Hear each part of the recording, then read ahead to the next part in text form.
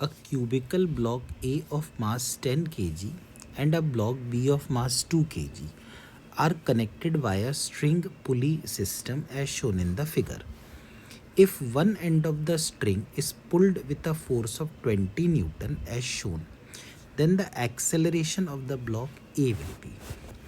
तो यहाँ पर अगर आप ब्लॉक ए को देखते हैं, ये देखिए ब्लॉक ए है, हम ब्लॉक बी नहीं बनाएंगे, सिर्फ ब्लॉक ए बनाएंगे। तो यहाँ पर ये एक पुली है जो ब्लॉक का ही इंटीग्रल पार्ट है, और ये दूसरा पुली है which is also an integral part of the block. और जो स्ट्रिंग है वो ऐसी है, देखिए यहाँ से ऐसे जा रही है इस तरफ और यहाँ से इस तरफ, और यहाँ से दूसरा ब्लॉक है जिसे मैंने नहीं बनाया। अब देखो यहाँ पर एक 20 न्यूटन की फोर्स है, तो ऑब्वियसली इसमें टेंशन भी 20 न्यूटन हो गई।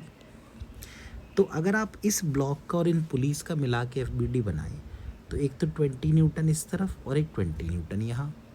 ऐसे ही इस पुली पर देखिए 20 न्यूटन ऊपर और 20 न्यूटन इधर।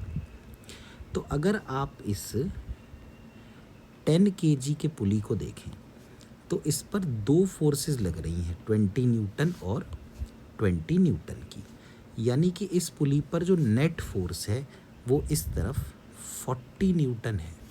तो हम कह सकते हैं 40 इज इक्वल टू 10 इंटू ए। तो ए की वैल्यू आ गई 4 मीटर पर सेकेंड स्क्वायर। तो इस ए का एक्सेलरेशन हो जाएगा 4 मीटर पर सेकेंड स्क्वायर।